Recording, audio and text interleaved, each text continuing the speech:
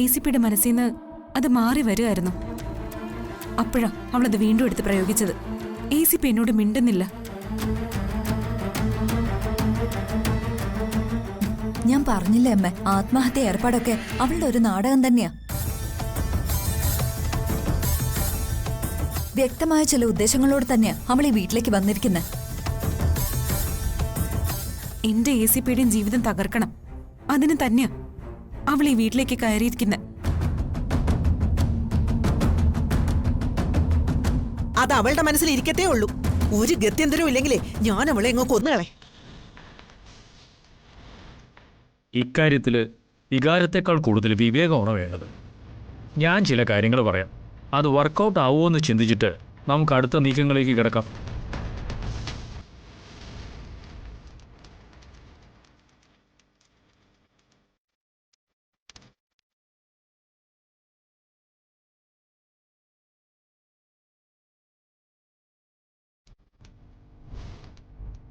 Okay അല്ലേ എല്ലാവരും?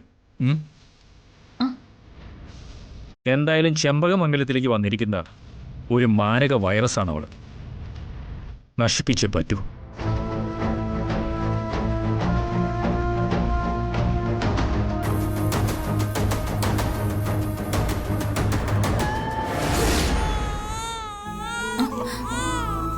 ആ കരയാതരാ പൊന്നെ, അമ്മ വരുവാ.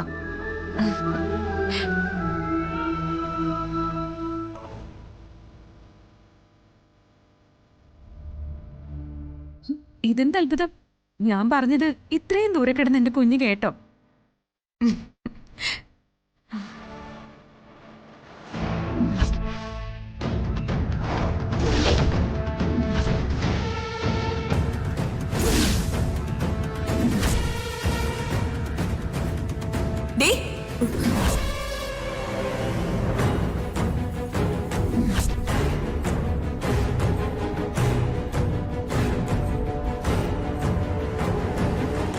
എന്താടി കാണിക്കുന്നേ?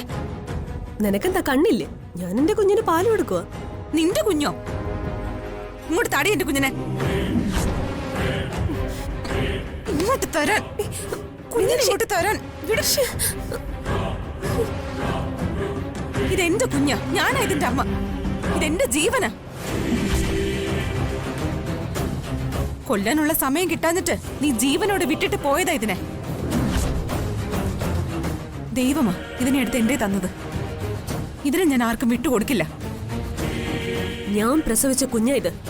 ഞാൻ ഇതിന് പാല് കൊടുക്കും. ഒരിക്കൽ നീ കൊടുത്ത് പാല് കുടിച്ചിട്ട് ഹോസ്പിറ്റലിലായതേ കുഞ്ഞ്. നിന്റെ ശരീരം മുഴുവൻ വിഷമാ. അതെന്റെ കുഞ്ഞിന് കൊടുക്കരുത്.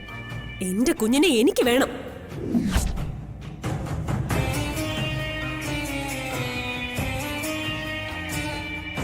എന്ത് ന്യായത്തിലടി നീ കുഞ്ഞിനെ ചോദിക്കുന്നേ?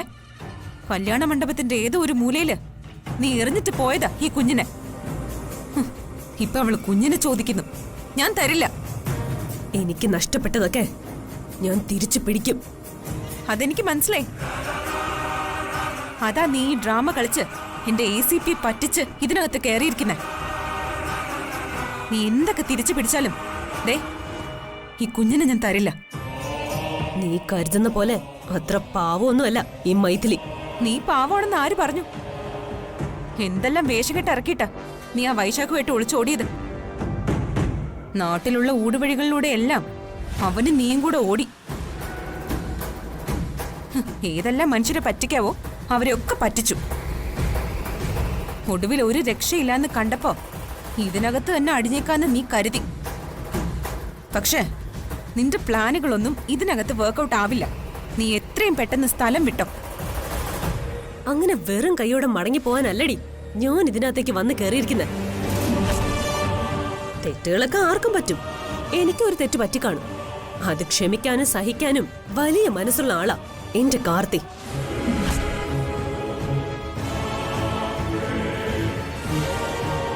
അതാ ഞാൻ പറഞ്ഞത്, കൈവിട്ടു പോയതെല്ലാം ഈ മൈഥിലി തിരികെ എടുത്തിരിക്കും.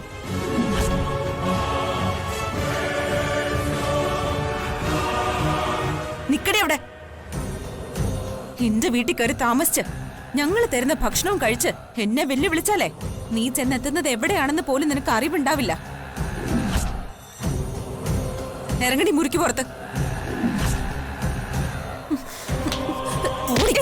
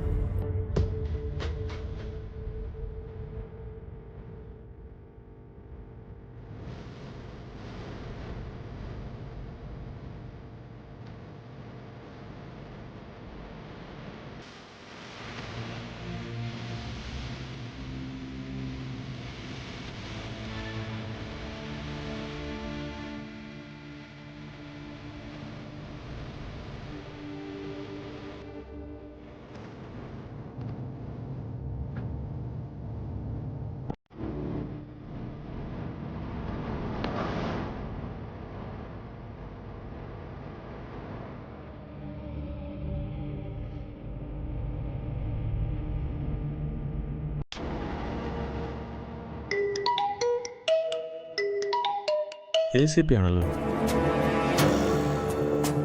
സാർ. അയാളെ കോടതിയിൽ ഹാജരാക്കിയിട്ട് എന്തായി? വൈശാഖിനെ അവനെ കോടതിയിൽ ഹാജരാക്കേണ്ടി വന്നില്ല സാർ. അഡ്വക്കേറ്റുമായി വന്ന് അവൻ്റെ അമ്മ അവനെ ജാമ്യത്തിലെടുത്തു സാർ. അയാൾ എന്തിനാ ജാമ്യത്തിൽ വിട്ടത്? ACP സാറിന് വളരെ നാണക്കേടുണ്ടാക്കിയ കേസാ. അവനെ ജാമ്യത്തിൽ വിട്ടേക്കാൻ CI പറഞ്ഞു.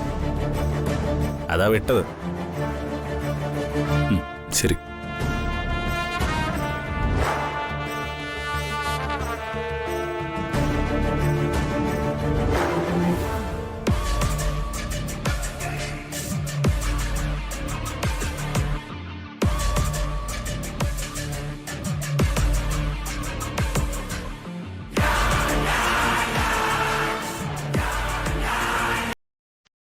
ജാമ്യം കിട്ടിയിട്ടുണ്ടെങ്കിൽ അവൻ അടങ്ങിയിരിക്കില്ല. അതിനു മുമ്പ് എന്തെങ്കിലും ചെയ്തേ പറ്റൂ.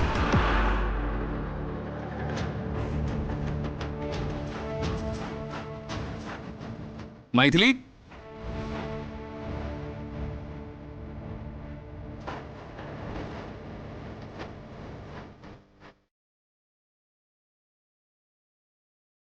കാർത്തിനെ വിളിച്ചായിരുന്നോ? വിളിച്ചു. വേഗം റെഡിയാവ്, നമുക്ക് ഒരിടം വരെ പോകണം. എവിടേക്ക്? എവിടേക്കെന്നറിയാതെ എൻ്റെ കൂടെ വരില്ലേ? അയ്യോ, അങ്ങനെയല്ല, ഞാൻ ഇപ്പൊ റെഡിയായി വരാം.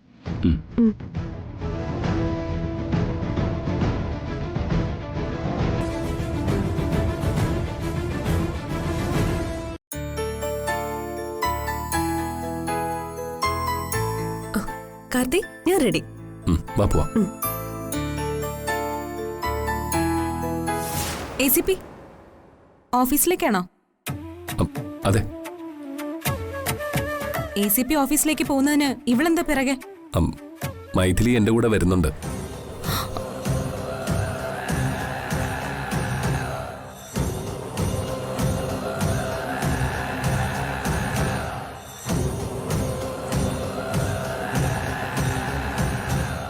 എനിക്കൊന്നും മനസ്സിലാവുന്നില്ല. ഞാൻ തിരികെ വന്നിട്ട് എല്ലാം വിശദമായിട്ട് പറയാം.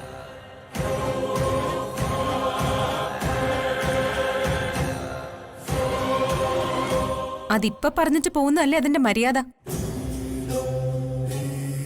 ഭാര്യയായി ഞാൻ ഇവിടെ നിൽക്കുമ്പോ എന്നോട് പറയാതെ മറ്റൊരു സ്ത്രീയുമായിട്ട് പുറത്തേക്ക് പോകുന്നതിന്റെ റീസൺ ഞാൻ അറിയണ്ടേ? മീനാക്ഷി ചോദിച്ച ന്യായമല്ലേ? അതിന് നീ എന്താ തുറച്ചു നോക്കുന്നത്?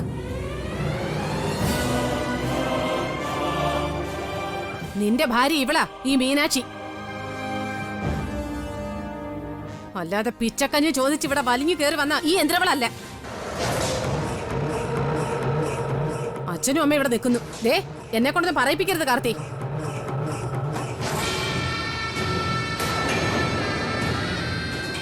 ഞാൻ തിരിച്ചു വന്നിട്ട് പറയാന്ന് പറഞ്ഞല്ലോ. അതെന്തു തോന്നിയാസോടാ നീ പറയുന്നേ? ഞങ്ങളോടൊന്ന് നീ പറയണ്ട. എവിടേക്കാണ് ഇവളെ എഴുന്നള്ളിച്ചോണ്ട് പോകുന്നതെന്ന് നിന്റെ ഭാര്യയ്ക്ക് അറിയാനുള്ള അവകാശമുണ്ട്. ഓ അങ്ങനെയാണോ?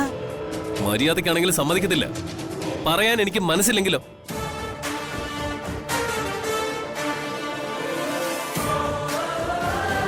അത് പറയാതെ നീ ഇവിടെ കൊണ്ട് എങ്ങോട്ട് പോവില്ല. നിന്റെ പെറ്റമ്മയായി ഞാൻ തന്നെയായി പറയുന്നത്. എവിടെ പോകുന്നു നിനക്കൊന്നും പറഞ്ഞൂടെ കാർത്തി? എല്ലാവരും ആയുധമേന്തി നിൽക്കുന്നത് കൊണ്ട് എനിക്ക് പറയാൻ മനസ്സില്ല, അത്ര തന്നെ.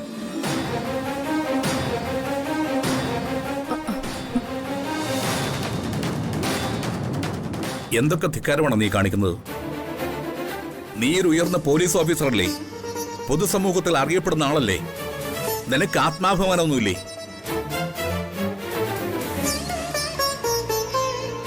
നിന്റെ അപ്പൂപ്പനാ ഞാൻ. എനിക്ക് ഈ കാര്യങ്ങളൊക്കെ തന്റെ മുഖത്ത് നോക്കി പറയാൻ ബുദ്ധിമുട്ടുണ്ട്. ഞങ്ങളെക്കൊണ്ട് ഇതൊക്കെ പറയിപ്പിക്കാതിരിക്കേണ്ടത് നിന്റെ ചുമതലയാ. നീ എത്രയൊക്കെ അലക്കി വെളുപ്പിക്കാൻ നോക്കിയാലും ഇക്കാര്യം വെളുക്കില്ല. എത്ര പുരോഗമനം പറഞ്ഞാലും നീ തന്നെ നാണകിടുകയുള്ളൂ. അതുകൊണ്ട് നിന്നോട് അപേക്ഷിക്കാനുള്ളത് ഇവളെയും കൊണ്ട് 4 ആളുകളുടെ മുമ്പിൽ നീ പോകരുതെന്നാണ്. പറഞ്ഞു പറഞ്ഞു ഞങ്ങൾ മടുത്തു. എത്ര പറഞ്ഞാലും നിനക്ക് എന്താണ് മനസ്സിലാവാത്തത്? എനിക്ക് മനസ്സിലാവൂ. എനിക്ക് ശരിയെന്ന് തോന്നുന്നത് ഞാൻ ചെയ്യൂ. ആരുടെ അഡ്വൈസ് ഒന്നും വേണ്ട. നീ വാ മൈഥിലി. എടാ ഡാ, നിന്റെ കാര്യത്തിലേ ഞങ്ങളൊരു തീരുമാനം എടുക്കുന്നുണ്ട്. പോയിട്ട് ഇങ്ങോട്ട് തന്നെയല്ലേ വരുന്നത്. ഇതിനി വെച്ച് താമസിപ്പിക്കാൻ പറ്റില്ല. നാണക്കേട് കൊണ്ട് തലയിൽ മുണ്ടിട്ട് നടക്കേണ്ട അവസ്ഥയാ. എന്തെങ്കിലും ഒന്ന് തീരുമാനിച്ചേ പറ്റൂ. അവൻ പോയിട്ട് വരട്ടെ സാവിത്രി. പോകുന്നത് എന്തിനാന്ന് നമുക്ക് അറിയില്ലല്ലോ. പോയിട്ട് വരട്ടെ, എന്നിട്ട് തീരുമാനിക്കാം.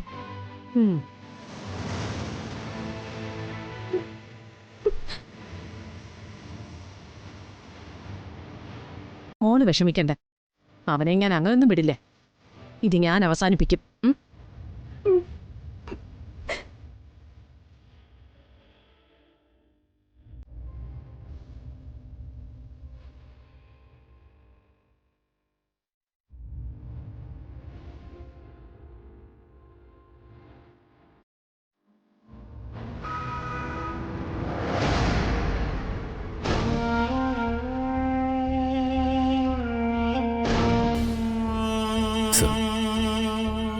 ആ കാർത്തിക്, എന്താ കാണണമെന്ന് പറഞ്ഞത്? സാറിനോട് ഒരു കാര്യം പറയാനുണ്ട്. പേഴ്സണലോ ഒഫീഷ്യലോ? പേഴ്സണലും ഒഫീഷ്യലുമാ. Then tell me. ഞാൻ ഒരാളെ ഇങ്ങോട്ട് കൂട്ടിക്കൊണ്ട് വന്നിട്ടുണ്ട്. ആരെ? എന്നെ ഉപേക്ഷിച്ചിട്ട് പോയ എൻ്റെ ഭാര്യയെ. എന്തൊക്കെയാ മിസ്റ്റർ ACP നിങ്ങൾ ഈ പറയുന്നത്? സാർ പറഞ്ഞതിന് ശേഷം ഞാൻ അവളോട് പകരം വീട്ടാനൊന്നും പോയിട്ടില്ല. പക്ഷേ മറ്റൊരാൾ പകരം വീട്ടി. ആരെ? ദൈവം. കാര്യങ്ങൾ കുറെ കൂടി വ്യക്തമായി പറയൂ ACP. ഒരു സ്ത്രീ നടത്തിയിരുന്ന അനാശാസ്യ കേന്ദ്രത്തിൽ നിന്ന് അവളുടെ ഭർത്താവിനെ നമ്മുടെ ടീം പിടികൂടി. എന്നിട്ട് ഞാൻ അവളെ വിളിക്കാം. ഇനിയെല്ലാം അവൾ പറയട്ടെ. വിളിക്കട്ടെ സർ? വിളിക്കൂ. മൈഥിലി, മൈഥിലി. വരൂ. ബൈബിളിൽ 52-ാം സങ്കീർത്തനത്തിൽ ഇങ്ങനൊരു വചനമുണ്ട്: വഞ്ചന പ്രയോഗിക്കുന്നവരെ നിന്റെ നാവ് നാശം ആസൂത്രണം ചെയ്യുന്നു. ദൈവഹിതത്തിനല്ലാത്തത് ആര് ചെയ്താലും ദൈവം പിറകെ നടന്നവരെ പിടികൂടും, ശിക്ഷ ഉറപ്പാക്കുകയും ചെയ്യും. എന്തുപറ്റി? നടന്നതൊക്കെ തുറന്നു പറയൂ, മടിക്കണ്ട.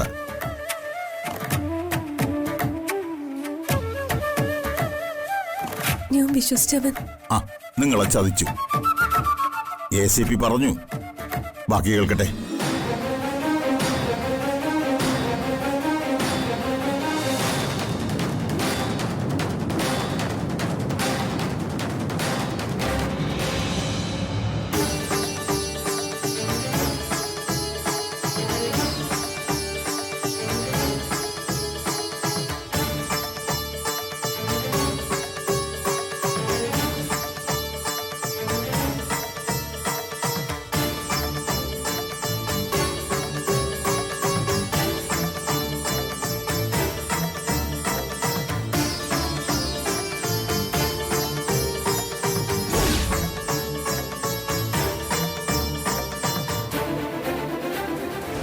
നിങ്ങളോട് ഒരു പ്രതികാരവും കാട്ടാതെ വളരെ മാന്യമായി നിങ്ങൾക്ക് അഭയം തന്ന വലിയ മനുഷ്യനാണ് മിസ്റ്റർ കാർത്തിക്.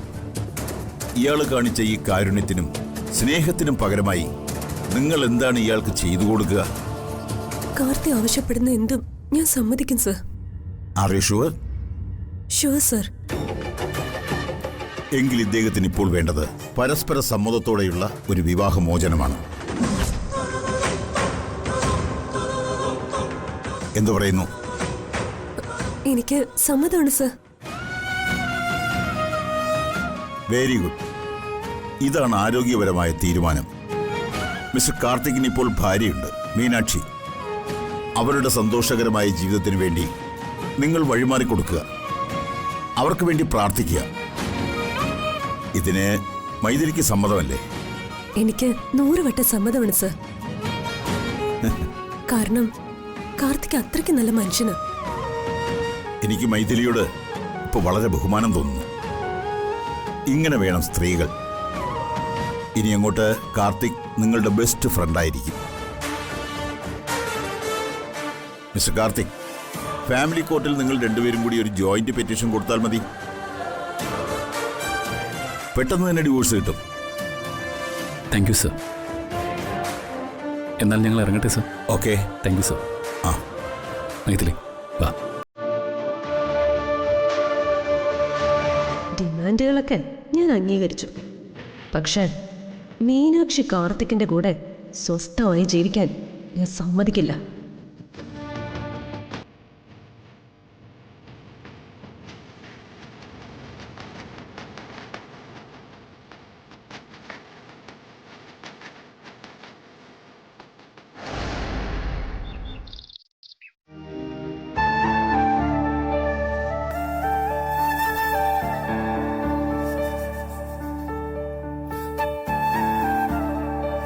കാർത്തികിനെ കണ്ടില്ലല്ലോ കൈമളേട്ടാ.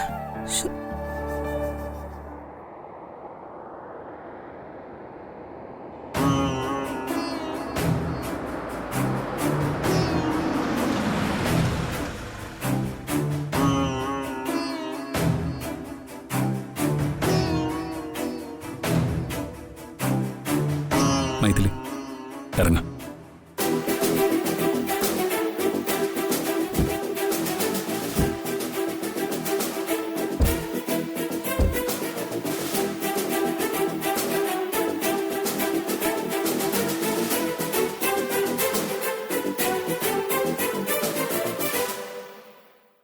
മുത്തശ്ശിയും മുത്തശ്ശനും ദേവമ്മയും എന്നോട് ക്ഷമിക്കണം.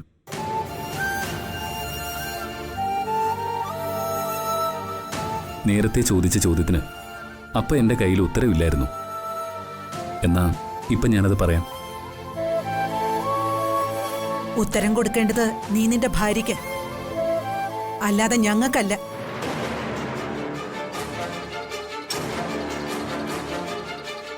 ഓ വന്നോ?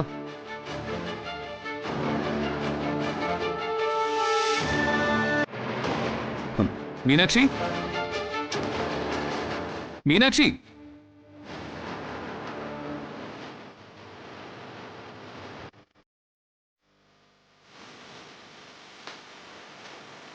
എത്ര തുറന്നു പറഞ്ഞാലും നിങ്ങൾ ആരും എന്നെ മനസ്സിലാക്കുന്നില്ല. അത് കുറേ മുമ്പ് നിങ്ങളുടെ ചോദ്യത്തിനൊന്നും ഞാൻ മറുപടി തരാതെ പോയത്.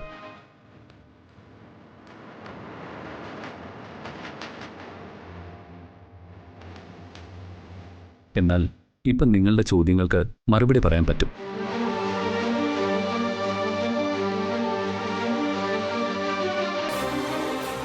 ഞാനും മൈഥിലിയും പോയത് കമ്മീഷണറുടെ വീട്ടിലേക്കായിരുന്നു.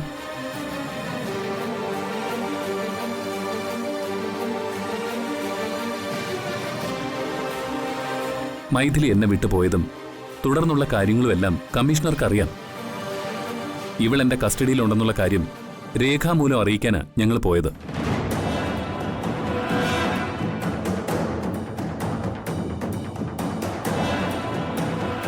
കമ്മീഷണറുടെ മുമ്പിൽ വെച്ച് ഞങ്ങൾ തമ്മിൽ ഒരു ധാരണയായി. യാതൊരു തർക്കവും ഇല്ലാതെ മൈഥിലി വിവാഹമോചനത്തിന് സമ്മതിച്ചു.